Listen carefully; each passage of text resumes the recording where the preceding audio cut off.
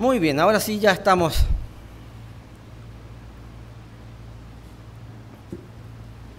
casi listos para iniciar este segundo mensaje. Algunos se estarán preguntando por qué no he hecho ningún comentario respecto de las noticias internacionales. Dicen que la mejor manera de llamar la atención respecto de un punto, o no la mejor manera, pero una de las maneras de llamar la atención respecto de un punto es no mencionar ese punto, lo que se conoce como resalte por omisión. Hablé hace algún tiempo atrás a este respecto, resalte por omisión, ¿verdad? Esta semana hemos sido impactados todos, respecto de París y el ataque que recibió París a causa de este grupo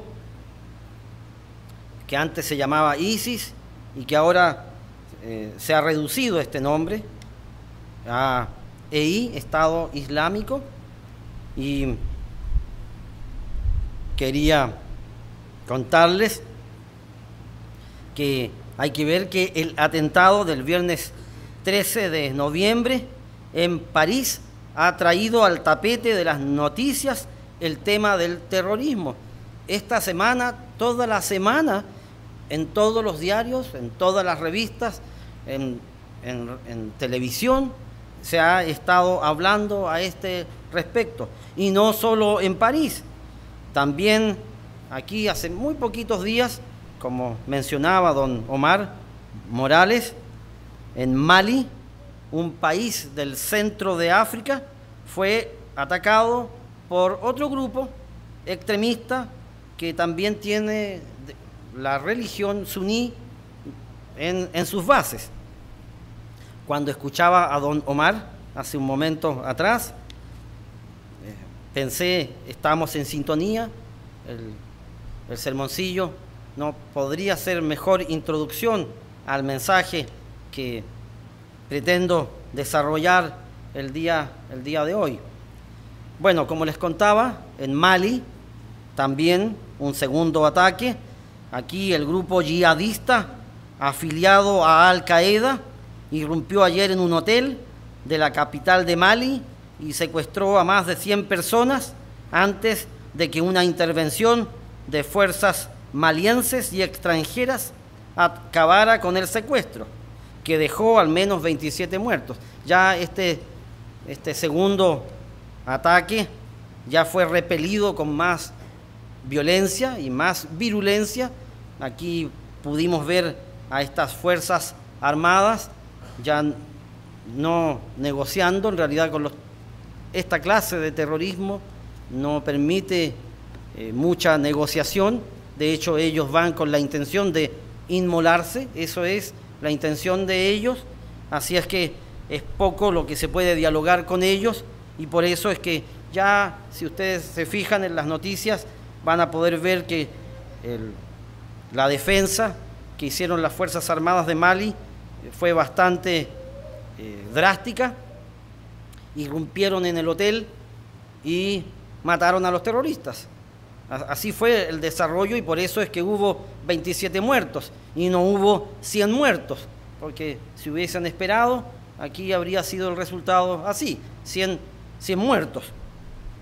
Hay que ver que en menos de una semana el mundo occidental ha debido concentrarse en una guerra que se inició hace bastante tiempo y en donde la intervención del mundo occidental había sido bastante tibia. Estos ataques con drones, ¿verdad? Esto es como manejar, es como jugar estos juegos de video en donde a 1000 kilómetros o más, no sé, miles de kilómetros de distancia, hay dos expertos jugando en un televisor y atentando en el otro extremo del mundo, atacando entonces las poblaciones. La intervención de Occidente en este conflicto había sido bastante tibia, más también los ataques terroristas de los últimos días han puesto sobre la mesa el problema del Medio Oriente. Y también lo que habíamos ya mencionado en el pasado, pero que ahora uno lo va viviendo, es el mundo occidental ha visto en carne propia lo que es la exportación del problema del Medio Oriente en sus tierras, ¿verdad? Una cosa es que los intereses de los franceses estén en tela de juicio en una tierra lejana, allí en Medio Oriente. Otra cosa es que en París tengamos una bomba. Son cosas distintas. Así también hemos visto esta semana cómo este ataque a París ha traído al tapete y ha puesto en la mesa este problema para el mundo occidental. El mundo occidental está comenzando a vivir un clima de inestabilidad que estaba casi olvidado. Habíamos vivido varias décadas en donde estábamos viviendo una relativa, aparente tranquilidad, en donde los problemas que teníamos eran más bien de tipo económico, no problemas de otra índole. Sin embargo, quería contarles, tengo aquí en mis manos este libro de Raúl Sor, es un periodista chileno que ha escrito este librito, El terrorismo yihadista. Y aquí, en su página 27, él menciona lo siguiente: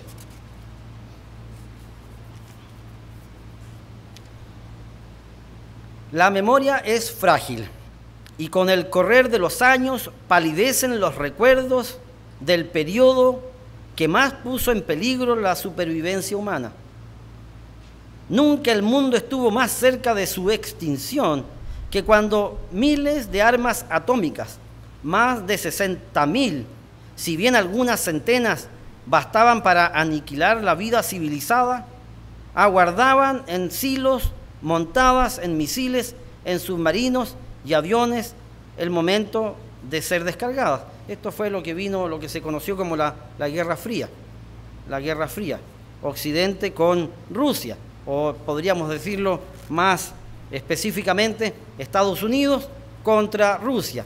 Y cuando comenzaron esta escalada de quién construía la peor arma nuclear y quién guardaba más armas nucleares para frenar al enemigo. Y dice aquí, fueron 4 décadas, 1950, 1990, en que los humanos se enfrentaron a su peor enemigo potencial, ellos mismos. La posibilidad de una conflagración atómica movilizó a millones de personas, en su mayoría europeos, a protestar contra la irracional acumulación de ojivas atómicas. Tenían claro que el viejo continente sería una vez más el campo de batalla en que se libraría la aniquiladora contienda. Existió en varias coyunturas, como la crisis de los misiles en Cuba en 1962 y la guerra árabe-israelí en 1973, la posibilidad efectiva de que la Guerra Fría se convirtiese en su contrario, una guerra termonuclear. Como para algunos todo tiempo pasado fue mejor, a veces se puede ver cómo en el presente se añora el período en que se estuvo más cerca de la exterminación total. Haciendo recuerdo, ¿verdad? En el pasado no vivíamos el problema que estamos viviendo ahora, pero no tenemos que olvidar que en el pasado, particularmente en esos 40 años de la Guerra Fría, sí que hubo peligro inminente para la población mundial, puesto que estuvimos muchas veces al borde de que se iniciara una guerra termonuclear. Aquí dicen, sin ir más lejos, en el 2012, el Consejo de Seguridad Nacional de Estados Unidos evocó los años dorados de la paridad destructiva con las siguientes palabras: en la Guerra Fría las armas de destrucción masiva eran consideradas armas de último recurso. pues su empleo amenazaba con la destrucción de quien las usara.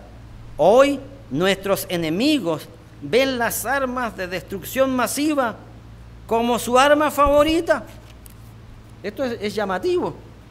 ¿Ustedes creen que los yihadistas extremos que tuvieran un arma nuclear en sus manos no la usarían? La van a usar. Y no la han usado porque se les ha detenido a tiempo. Pero hay que ver que esta semana hemos estado más cerca de este problema que otras veces en el pasado. A este respecto pensaba, técnicamente hablando, según la ONU, técnicamente hablando, ya estamos viviendo un conflicto mundial. Cuando 5 o más países pertenecientes a la ONU le declaran la guerra a otro Estado, entonces eso entra dentro de la connotación de conflicto mundial. La pregunta del millón es, bueno, ¿a quién se le declara la guerra? ¿Al Estado Islámico? Si se le declarara la guerra al Estado Islámico, ¿qué pasaría? ¿El Estado Islámico existiría per se? Se le reconocería como tal. Y por eso es que en este momento no han hecho una declaración de guerra formal, porque si hacen una declaración de guerra formal, entonces este Estado que se tomó el norte de Irak y el norte de Siria a la fuerza, sería reconocido como Estado. Así es que, pero técnicamente sí, el mundo ha entrado en una escalada violenta. Esta semana solamente, el día martes, cuando estaba programado el partido por las eliminatorias, inolvidable, inolvidable para los chilenos, pero ese es otro tema. Alemania y Holanda suspendieron su partido puesto que hubo amenaza de bomba. Y el día de hoy, Bruselas, la capital de Bélgica, señaló lo siguiente. Hoy día, esto es una noticia fresquita.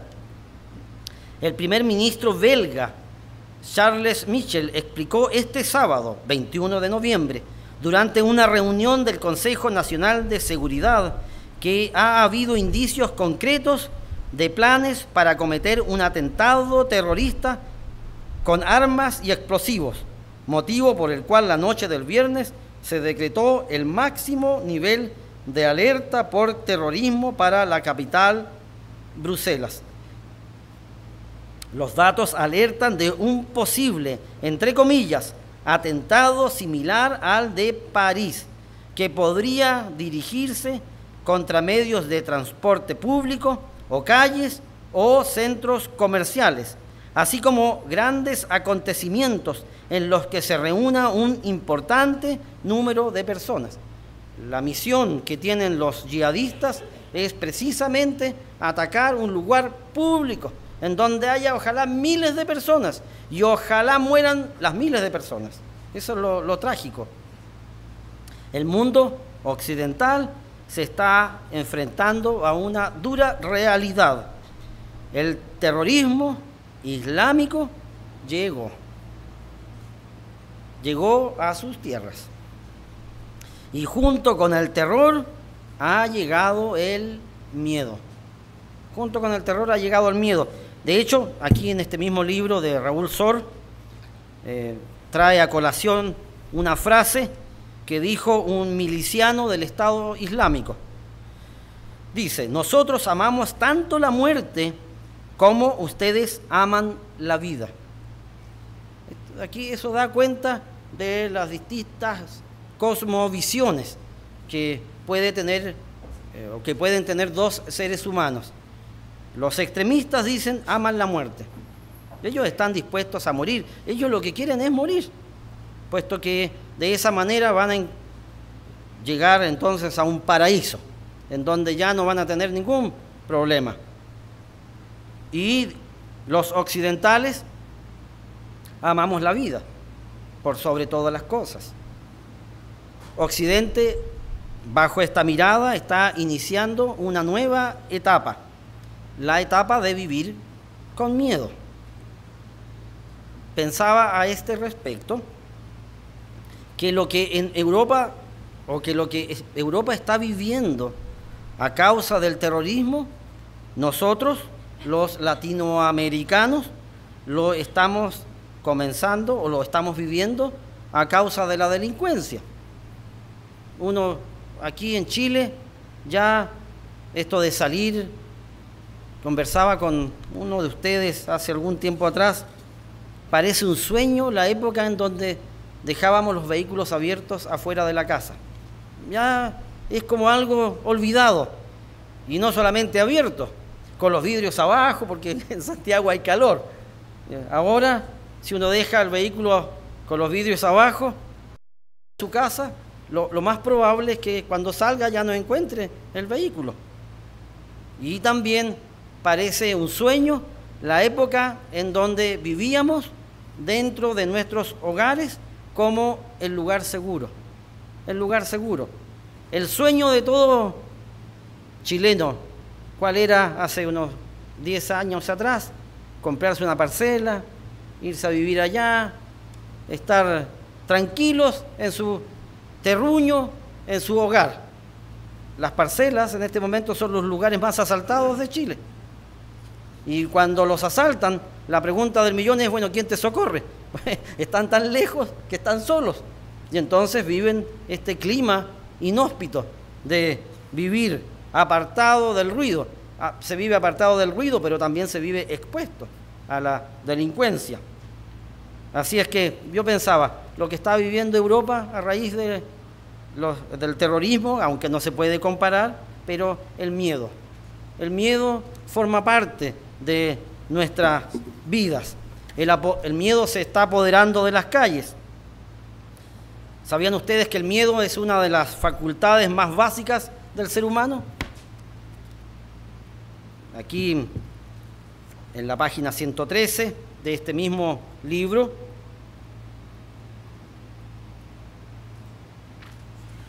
se menciona una anécdota que escribe Charles Darwin alguna vez en su vida. Dice aquí Charles Darwin, siempre empírico, narra una visita al zoológico de Londres, donde apoyó el rostro contra un grueso vidrio que lo separaba de una formidable y venenosa víbora. Tomó entonces la firme decisión de no moverse si la serpiente atacaba, porque había un vidrio entre medio. ¿Qué pasó? Apenas saltó hacia mí, la decisión quedó en nada. Salté unos 2 metros atrás, con sorprendente rapidez. Mi voluntad y razón fueron impotentes frente a un peligro que nunca había experimentado. El miedo es una de las emociones primarias que emanan desde lo más profundo de nuestro ser. El mundo está comenzando a vivir con miedo, con miedo. Ahora bien, el mundo no solo vive con miedo, también hay algunos derivados del miedo. Esto es, el mundo está comenzando a vivir con falta de certezas, con incertezas. Incertezas respecto de lo que va a suceder mañana. A este respecto, años atrás, un taxista en la ciudad de Valdivia me contaba lo siguiente. Él me decía, en este trayecto que tenía de mi casa al terminal de buses, él me decía en alguna ocasión, ¿sabe usted que yo tuve que dejar el campo? Y dejé el campo porque en el campo ya no se puede sembrar con certeza. Cuando yo era niño, me decía el Señor, que ya tenía como 60 años, y cuando hablamos a este respecto fue hace como 10 años atrás, así es que estamos hablando de otra época prácticamente. Estamos hablando de 1950 o 1960 en el sur de nuestro país. La persona me decía, ya no se puede sembrar con certeza. ¿Por qué? Porque en la antigüedad, o dijéramos a principios o a la medianía del siglo XX, el clima el factor climático. Era tremendamente ordenado. Estaba la primavera, estaba el verano, estaba el otoño, estaba el invierno. Prácticamente ocurría así. El 21 de marzo cambiaba el verano por el otoño y se notaba en el aire. Cambiaba la temperatura, cambiaban los vientos. Todo cambiaba. La temperatura bajaba, caían las hojas. ¿Se acuerdan? Eso lo aprendimos en el colegio cuando éramos pequeños. ¿Qué pasa en el otoño? Se caen las hojas. ¿Qué pasa ahora? No se caen las hojas. ¿Se han fijado en ese proceso? Prácticamente hay que golpear los árboles para que caigan las hojas, pero ya no caen en forma natural. Y esto que uno cuenta como algo jocoso, se da también cuando se siembra. Cuando antes se sembraba en primavera, al comienzo de la primavera, y entonces maduraba a final del verano. Pero en la actualidad ese proceso natural ya es una lotería. Es una lotería. Y entonces él me decía, yo tuve que dejar el campo, me tuve que venir a la ciudad, puesto que este trabajo, y yo pensaba, y el trabajo de taxista, mi papi fue taxista, yo sé muy bien que es uno de los trabajos con menos certezas que puede haber en el mundo, ¿verdad? ¿Cómo le va a ir a usted en el día? Las personas salen con una expectativa, con el estanque lleno, llegan en la noche y no han podido cargar de nuevo el estanque, puesto que no han recibido suficiente dinero para llenarlo y para que le quede, ¿verdad?, lo suficiente como para vivir. Y él me decía, ¿sabe usted que este trabajo de taxista tiene mucha más certeza que lo que es ahora sembrar en el campo? Puesto que ahora uno no sabe cómo va a ocurrir la cosecha, producto que el cambio climático ha alterado todo esto. Así es que no solamente estamos viviendo con miedo, sino también estamos viviendo con incertezas o no certezas respecto de lo que es el mañana. Ahora bien, la idea de este mensaje no es hablar a este respecto solamente. Estos son los problemas que estamos viviendo, estamos comenzando a vivir. Lo que yo he pensado es que la guerra islámica se va a exportar a Latinoamérica, eso es algo que yo siento. Las comunidades islámicas han aumentado considerablemente en toda Latinoamérica y, en consecuencia, también las minorías extremas también. Así es que esto es una cosa de tiempo, como para que en Latinoamérica empecemos a vivir circunstancias de esta índole. Y también las pocas certezas que tenemos respecto del futuro también es algo en lo cual Latinoamérica también está empezando a vivir. Latinoamérica entera está viviendo una crisis económica. Eso no es solamente Chile, hay también otros países. Brasil, otro de los referentes económicos de Latinoamérica, también está viviendo una crisis económica prácticamente sin precedentes. Y entonces, la pregunta que quiero o que pretendo desarrollar hoy día es: ¿cómo enfrentar este presente? ¿Cómo enfrentar este presente?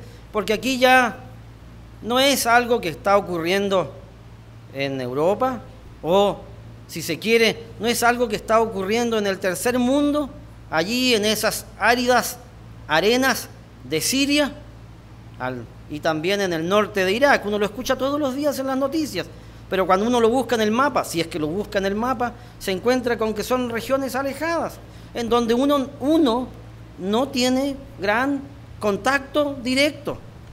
Los latinoamericanos, nosotros aquí en Chile, ¿qué contacto directo podemos tener con estas áridas zonas del noreste de Siria y también el noroeste de Irak? Sin embargo, esto es cosa de tiempo.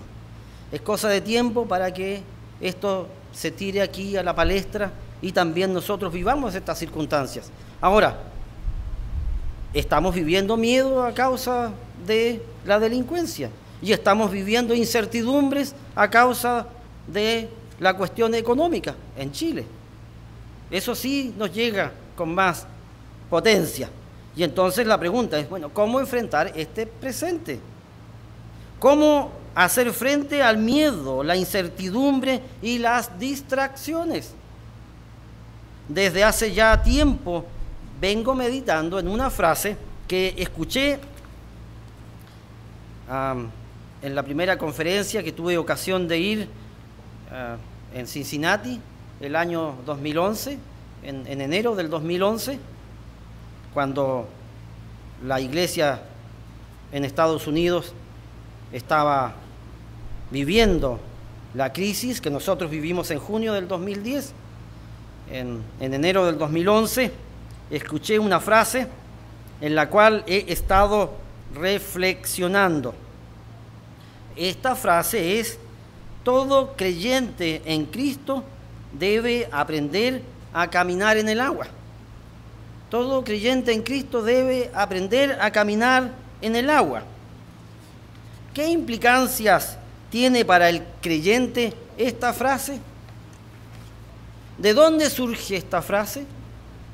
Esta frase surge de una experiencia que viviera Pedro con Jesucristo aquella vez en donde Cristo caminó en el agua y en donde Pedro fue invitado a que se acercara a Jesucristo caminando en el agua. Vamos allá, vamos a Mateo, en donde está esta escritura. Vamos a partir leyendo en el verso 13 de Mateo 14. Vamos a partir leyendo en la circunstancia anterior a la barca. Vamos allá, Mateo 14, verso 13.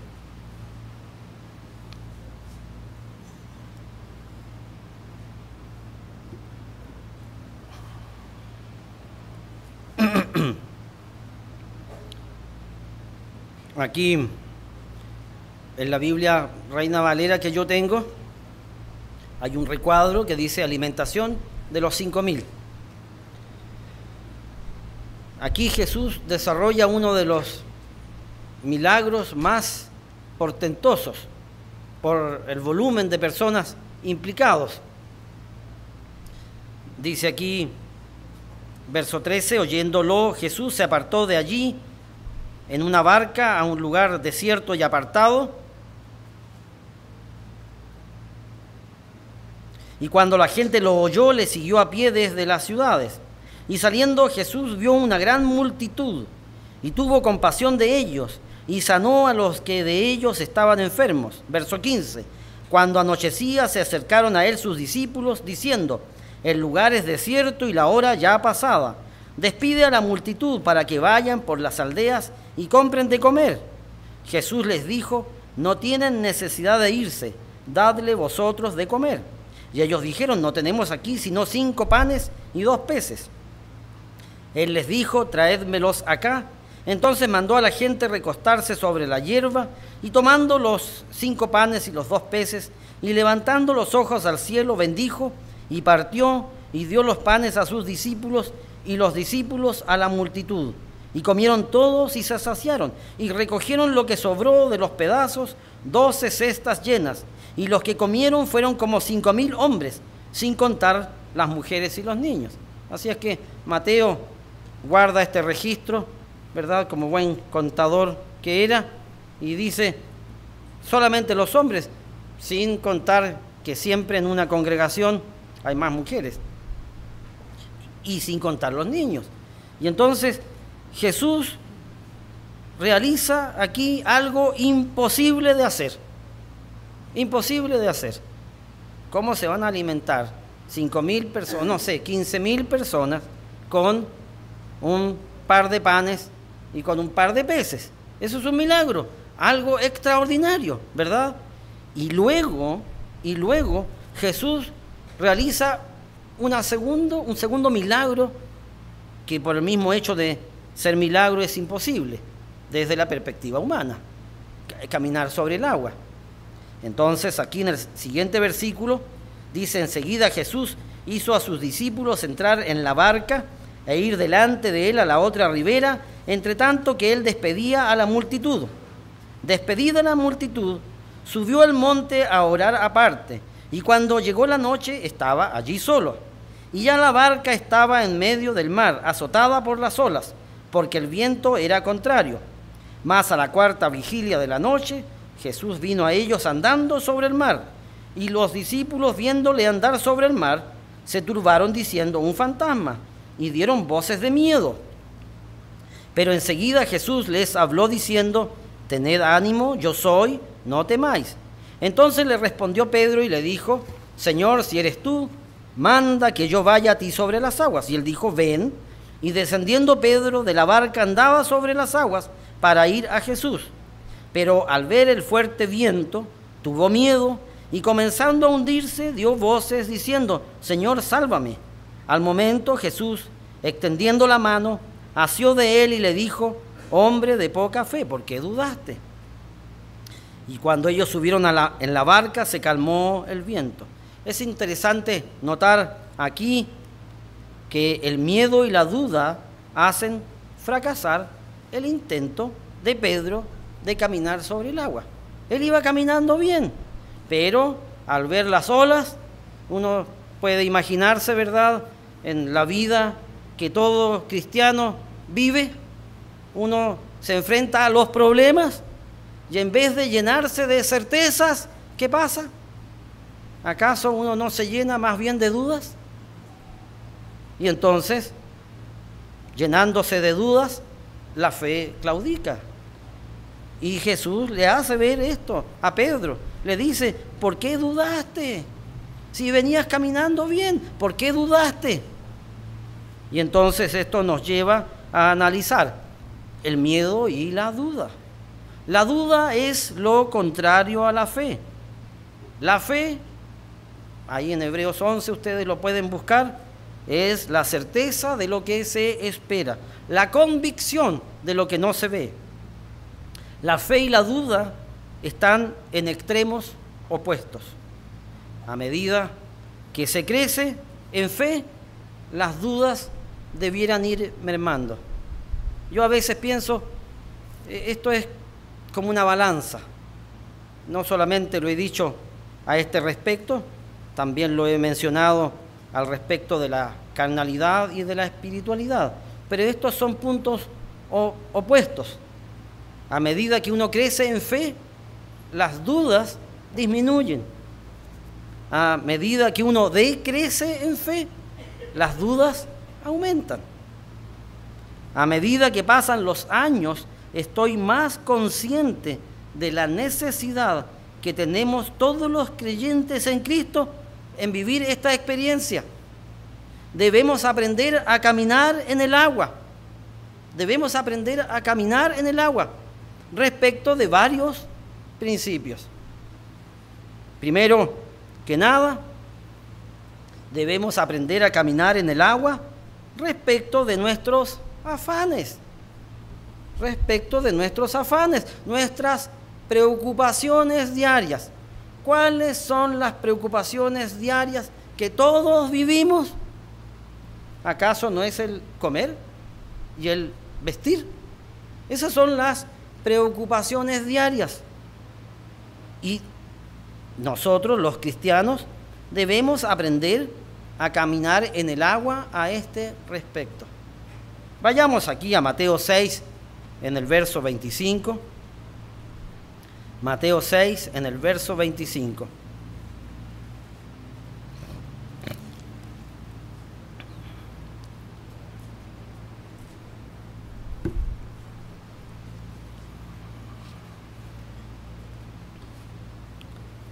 Todos tenemos que aprender a vivir esta vida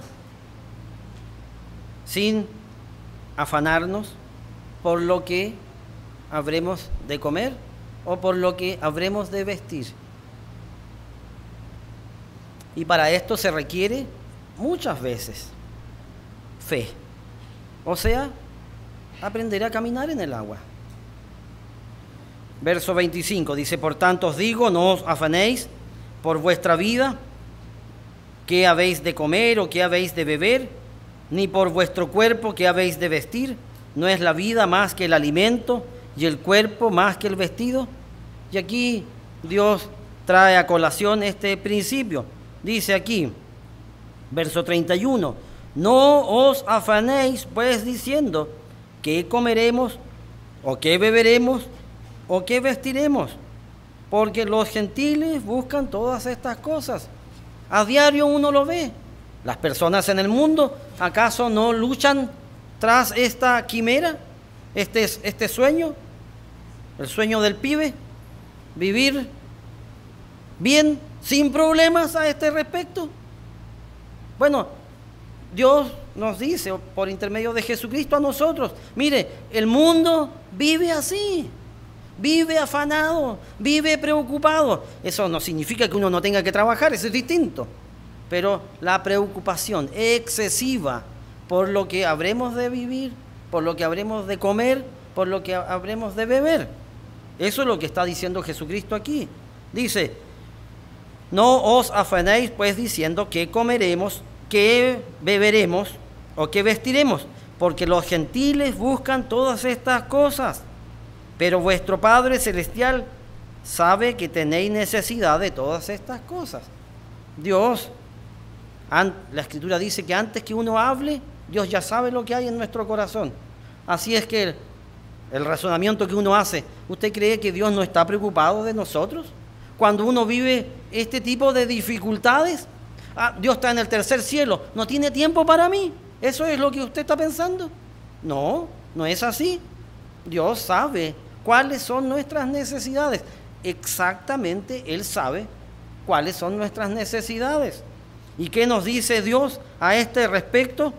Dice, buscad primeramente el reino de Dios y su justicia, y todas estas cosas os serán añadidas. Si uno hace su parte en este negocio que comenzó a desarrollar con Dios desde que fuimos llamados, Dios abre las puertas de los cielos. Si uno busca el reino y busca la justicia de ese reino. No es solamente que uno crea las cosas, hermanos. No es solamente que uno las crea, uno las tiene que vivir. Y bueno, y si uno vive las cosas de Dios en conformidad con el mandamiento, ¿acaso la Escritura no dice que va a abrir las puertas de los cielos? Bueno, hay que aprender a caminar en el agua a este respecto. Muchas veces tenemos que vivir por fe. Hace algunos días atrás hablaba a este respecto con una persona y la persona me decía, pero ¿sabe qué? Mire, a mí me cuesta vivir con el 100% de mi sueldo o de mi ingreso. El 100%. Me cuesta. No me alcanza. Y entonces la persona decía, bueno, vivir con el 90%, claro que es complicado. Y vivir con el 80%, más complicado. Y vivir con el 70% en el año del tercer diezmo, bueno, las cuentas no calzan. Bueno, eso es aprender a vivir por fe. Aprender a caminar en el agua, a lo imposible. ¿Han vivido circunstancias imposibles ustedes alguna vez? Todos debiéramos haber vivido circunstancias imposibles alguna vez y ver cómo Dios hace esos milagros de los cuales tantas veces nos sorprendemos y nos emocionamos cuando los escuchamos. Y por eso aquí el primer punto en el cual debemos aprender a caminar en el agua es respecto de nuestros afanes. Respecto de nuestros afanes. Si ponemos a Dios primero, Dios abre las puertas de los cielos. Segundo punto, en el cual debemos aprender a caminar en el agua. Es lo que mencionaba don Omar Morales hace un momento atrás. Debemos aprender a caminar en el agua respecto del tiempo presente. Respecto del tiempo presente. Lucas 21. Lucas 21. Cuando estas cosas comiencen a suceder, ¿podremos estar preparados para cuando estas cosas comiencen a suceder? Esta es una de las preguntas que todos nos hemos hecho. ¿Habrán empezado a suceder estas cosas descritas aquí en Lucas 21?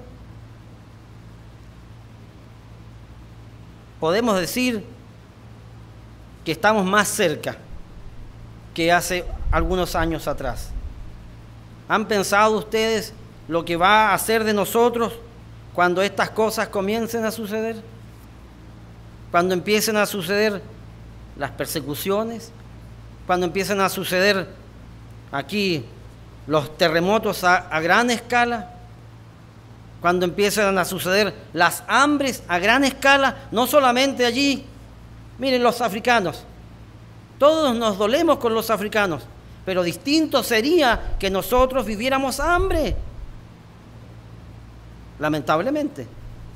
Porque, ¿qué pasa con la sequía allí en África? Nos lamentamos por la sequía en África.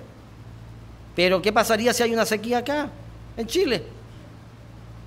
Una sequía mucho mayor que la que estamos viviendo en la actualidad. Bueno, ¿qué dice la Escritura? Cuando estas cosas comiencen a suceder, Lucas 21, 28, erguíos y levantad vuestra cabeza, porque vuestra redención está cerca. Cuando estas cosas comiencen a suceder, uno tiene que alegrarse, no por la tristeza, sino por la alegría de ver o de estar presente en el tiempo en que se van a manifestar todas esas cosas, porque esas cosas significa que Cristo está a las puertas y yo soy parte de ello. ¿Cómo uno no va a sentir alegría por eso? Ahora, por supuesto, los tiempos difíciles que vienen son tiempos difíciles y debemos aprender a caminar en el agua. Respecto de que si la Escritura dice que nuestra redención está cerca, nuestra redención está cerca. Número 3, debemos aprender a caminar en el agua respecto de la protección que Dios nos ha prometido. La protección que Dios nos ha prometido. ¿Acaso la Escritura no dice, aquí en el Salmo 91:1, el que habita al abrigo del Altísimo morará bajo la sombra del Omnipotente? Debemos aprender a caminar en el agua sabiendo que Dios es un Dios misericordioso, particularmente con su pueblo. Verso 2 de Salmo 91, diré yo al Eterno, esperanza mía y castillo mío, mi Dios en quien confiaré. Él te librará del lazo del cazador, de la peste destructora. Con sus plumas te cubrirá, y debajo de sus alas estarás seguro. Escudo y adarga es su verdad. No temerás el terror nocturno, ni saeta que vuele de día, ni pestilencia que ande en oscuridad, ni mortandad que en medio del día destruya. Caerán a tu lado 1000 y 10.000 a tu diestra, mas a ti no llegará. Hay que aprender a caminar en el agua a este respecto. A propósito de esto, ¿cuántas veces en nuestras vidas hemos vivido protecciones de las cuales ni siquiera hemos sido conscientes? ¿Se han preguntado eso a ustedes alguna vez? Porque de algunas cosas sí somos conscientes. Podríamos llenar una pieza entera con experiencias de hermanos que cuentan sus vivencias respecto de protecciones milagrosas. Más también, ¿cuántas veces hemos vivido protecciones milagrosas de las cuales ni siquiera somos conscientes? ¿Se han preguntado ustedes alguna vez, 40 años viviendo la Guerra Fría, 40 años el hombre generando, creando bombas a diestra y a siniestra? ¿Nunca se han puesto a pensar por qué ninguna de esas bombas explotó en un lugar habitado? Hay relatos históricos sorprendentes a este respecto, sorprendentes. Años atrás tuve ocasión de ver una película que se llama The Troubled Waters, de Aguas Turbulentas, en donde se hablaba de estos juegos de guerra que hicieron norteamericanos y rusos a través de los años de la Guerra Fría, y cómo el mar se inundó de submarinos nucleares que andaban con estas bombas de 80 kilotones, 90 kilotones, 100 kilotones, que eran 30, 40, 80 veces más potentes que la bomba usada en Hiroshima y Nagasaki. Y aquí un accidente en la costa atlántica. El submarino sufre un daño en su reactor nuclear, lo que hace que el capitán de ese barco lleve ese submarino a aguas profundas y lo inunde, y el buque o el submarino explote en aguas subterráneas. Pero un error y toda la costa atlántica habría desaparecido.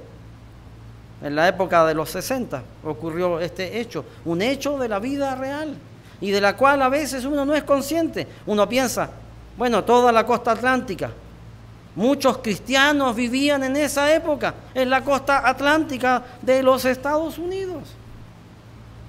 Así también, ¿cuántas veces uno vive protecciones de las cuales no somos conscientes? Ahora, que no seamos conscientes significa que no existan. No, pues existen, pero hay que aprender a caminar en el agua a este respecto. Cómo Dios a veces nos inspira para que nos retrasemos un momento, y a veces uno se enoja. Ah, mira, salí atrasado, otra vez salí atrasado, por tu culpa.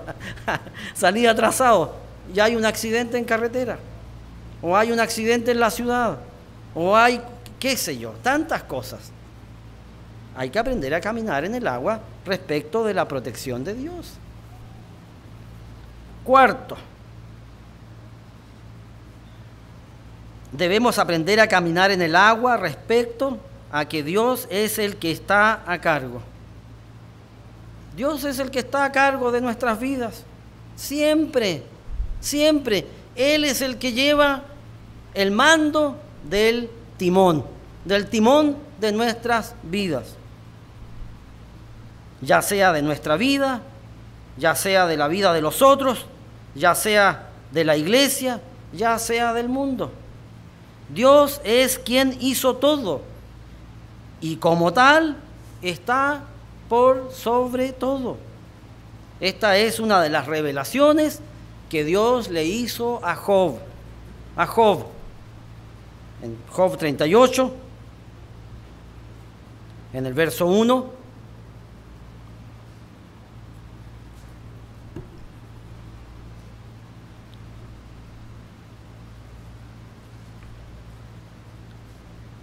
Dice aquí: entonces respondió el Eterno a Job desde un torbellino y dijo: ¿quién es ese que oscurece el consejo con palabras sin sabiduría? Ahora ciñe como varón tus lomos, yo te preguntaré y tú me contestarás. ¿Dónde estabas tú cuando yo fundaba la tierra? Aquí Dios le pregunta a Job a este respecto. ¿Acaso no fue Dios quien hizo todas las cosas? Y Dios es quien es el que está a cargo de toda su creación.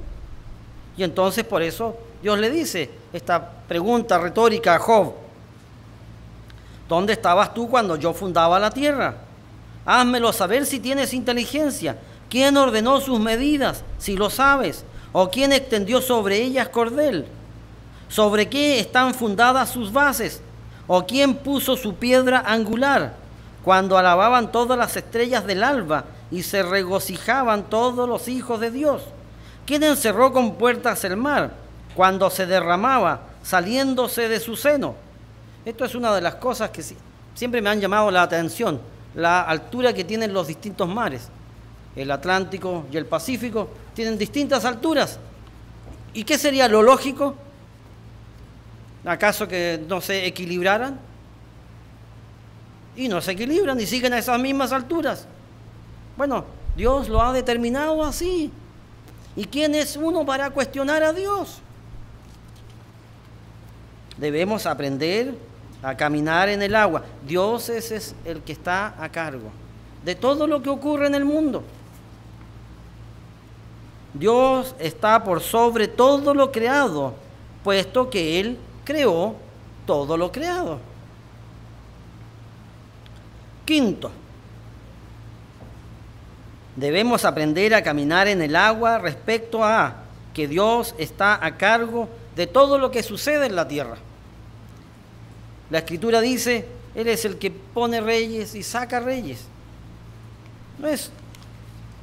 Nosotros no debemos estar preocupados de estas cosas, puesto que es Dios quien se encarga de estas cosas.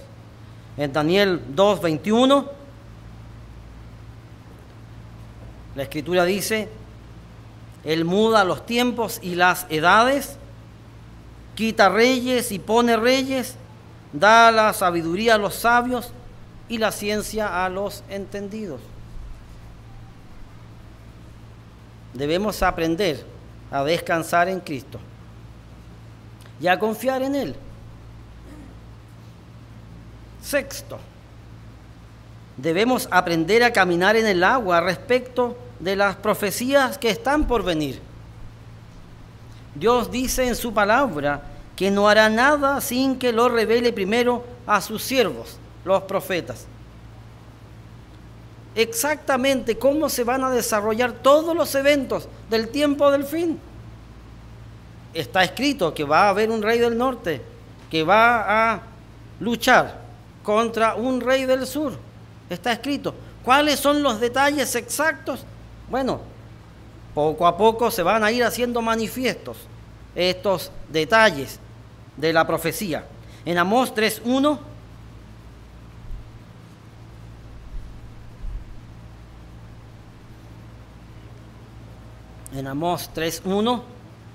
la Escritura dice, oíd esta palabra que ha hablado el Eterno contra vosotros, hijos de Israel, contra toda la familia que hice subir de la tierra de Egipto, dice así, a vosotros solamente he conocido de todas las familias de la tierra, por tanto os castigaré por todas vuestras maldades.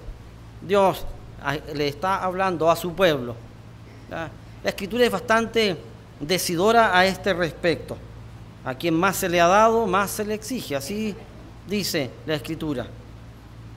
Y entonces a Israel, Dios entabló una relación con ellos. Y dice aquí, por tanto os castigaré por todas vuestras maldades. ¿Andarán dos juntos si no estuvieren de acuerdo? ¿Rugirá el león en la selva sin haber presa? ¿Dará el leoncillo su rugido desde su guarida si no apresare? ¿Caerá el ave en lazo sobre la tierra sin haber cazador? ¿Se levantará el lazo de la tierra si no ha atrapado algo? ¿Se tocará la trompeta en la ciudad y no se alborotará el pueblo? ¿Habrá algún mal en la ciudad, el cual el Eterno no haya hecho? Porque no hará nada el Eterno el Señor, sin que revele su secreto a sus siervos los profetas. Si el león ruge, ¿quién no temerá? Si habla el Eterno el Señor, ¿quién no profetizará? La palabra de Dios nos advierte que debemos estar alerta respecto de los tiempos que estamos viviendo.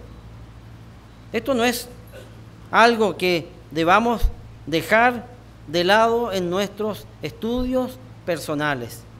Debemos estar constantemente estudiando las profecías que nos hablan de los tiempos en los cuales estamos empezando a vivir. Aquí en 2 de Pedro 1:19, voy a leer de la Biblia del lenguaje simple. la traducción de la Biblia del lenguaje simple respecto del versículo 19. Dice así: por eso estoy completamente seguro de que el mensaje de Dios que anunciaron los profetas es la verdad. Por favor, préstenle atención a ese mensaje, pues les dirá cómo vivir hasta el día en que Cristo vuelva y cambie sus vidas. Por favor, préstenle atención a ese mensaje. Debemos aprender a caminar en el agua respecto de las profecías. Debemos estar atentos a lo que dicen las profecías de respecto de los tiempos finales de la era humana, antes del retorno de nuestro Señor Jesucristo. Cómo nuestro mundo se va pareciendo cada vez más a esos tiempos descritos.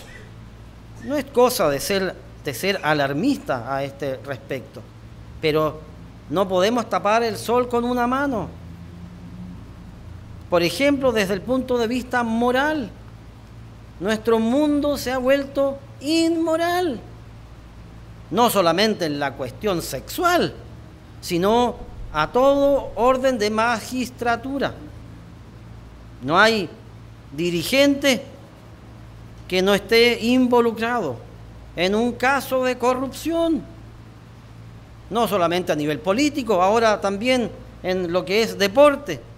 No hay dirigente que no esté involucrado en algo corrupto. ¿Y qué hablar de la cuestión sexual?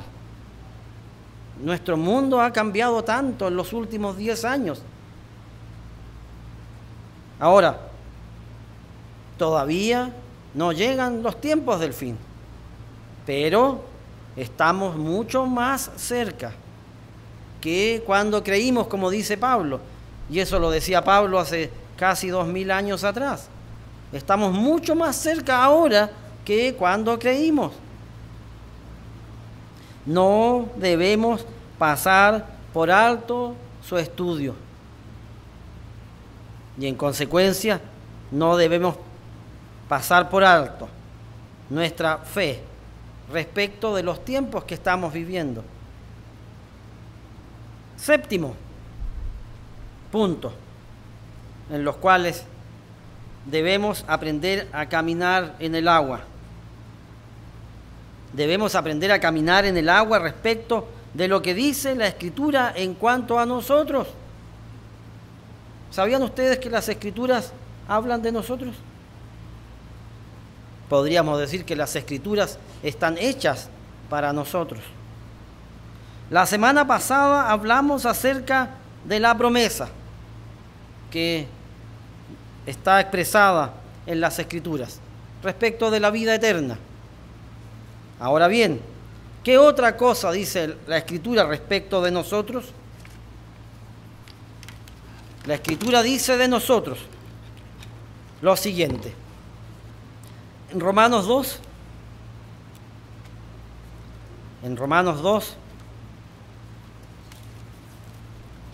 Pablo, por inspiración,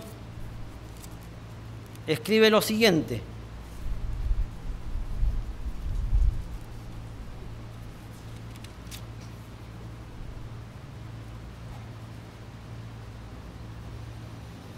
Dice aquí: por lo cual eres inexcusable, oh hombre, quien quiera que seas tú que juzgas, pues en lo que juzgas a otro te condenas a ti mismo, porque tú que juzgas haces lo mismo. Aquí la palabra juicio es juicio condenatorio. Eso es exactamente la palabra juicio.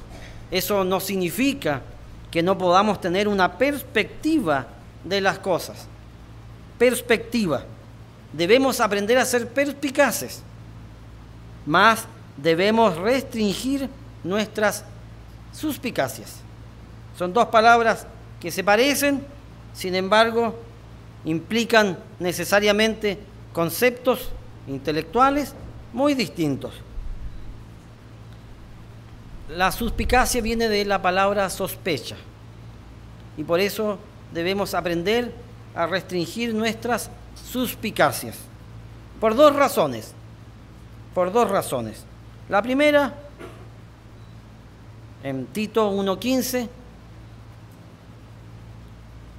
Pablo a Tito le dice: todas las cosas son puras para los puros, mas para los corrompidos e incrédulos nada les es puro, pues hasta su mente y su conciencia están corrompidas.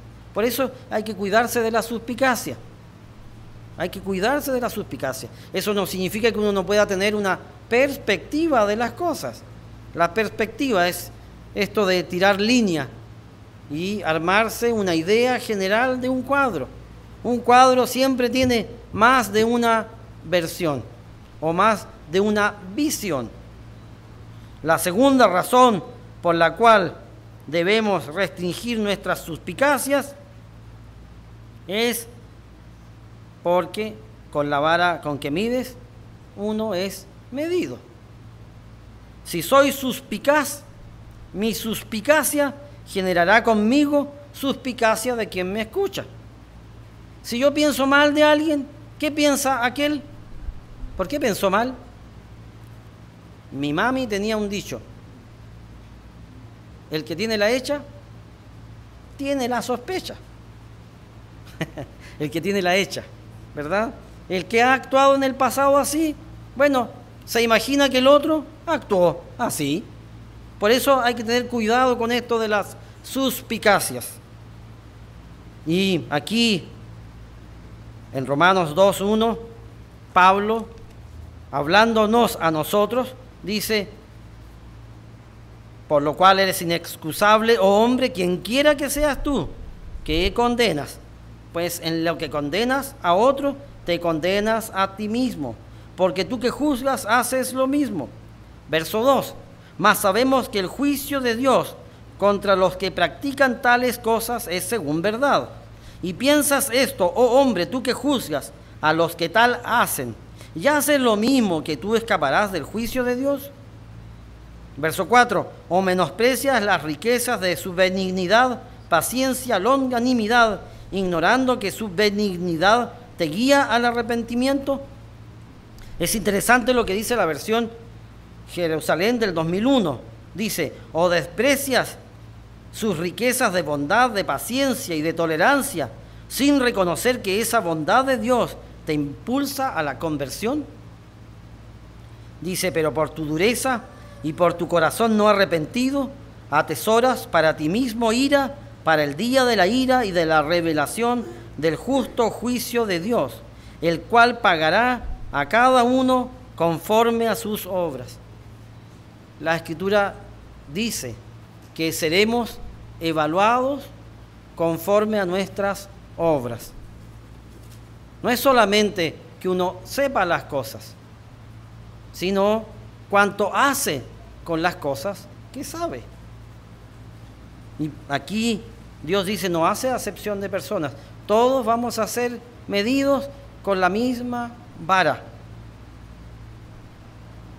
Vida eterna a los que perseverando en bien hacer buscan gloria y honra e inmortalidad. Lo que hablamos la semana pasada. Luchar por alcanzar la meta, por llegar a ese momento en la historia en donde todo estará cumplido. Y todos tenemos trabajos personales que hacer. Esto no es cosa de exigirle a los otros, esto es cosa de exigirnos nosotros respecto de estas cosas.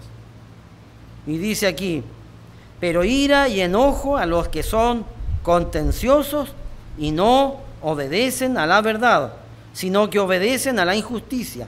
Tribulación y angustia sobre todo ser humano que hace lo malo, el judío primeramente y también el griego, pero gloria y honra y paz a todo el que hace lo bueno, al judío primeramente y también al griego, porque no hay acepción de personas para con Dios, porque todos los que sin ley han pecado, sin ley también perecerán, y todos los que bajo la ley han pecado, por la ley serán juzgados, porque no son los oidores de la ley los justos ante Dios, sino los hacedores de la ley serán justificados. Mientras más sabe uno, más responsable debiera ser uno. Mientras más se le ha abierto el entendimiento a uno, más trabajo tenemos que hacer con nosotros mismos. En este mundo presente, en el cual nos ha tocado transitar y del cual estamos empezando a caminar en terrenos, yo diría, terrenos que no hemos caminado antes, terrenos en donde el terror, el miedo y las presiones, debemos todos los creyentes aprender a caminar en el agua, sabiendo que sin este aprendizaje no es posible agradar a Dios. La Escritura dice que sin fe es imposible agradar a Dios. Y por eso aprender a caminar en el agua es uno de los grandes principios en los cuales Dios está trabajando con todos nosotros. Quiera Dios darnos la sabiduría y el discernimiento para aplicarlo en nuestras vidas y aprender a serle agradables a Él.